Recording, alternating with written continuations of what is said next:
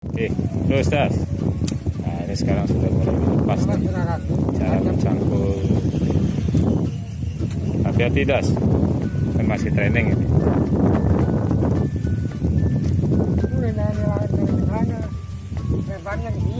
Tuh, ikutin Das cara yang benar Das.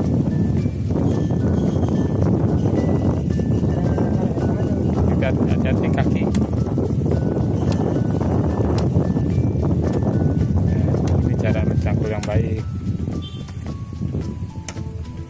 Jadi agak miring, ditancapkan ke tanahnya agak miring, sedikit agak tinggi ya.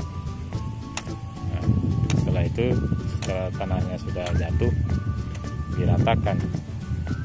Nah, diratakan tanah itu. Semuanya kira-kira saja ini. Tapi kira-kira cuma jadi rata semuanya.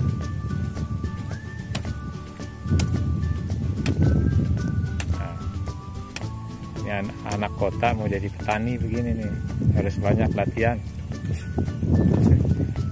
Nah, terus harus banyak tanahnya. Ya, harus banyak Jas.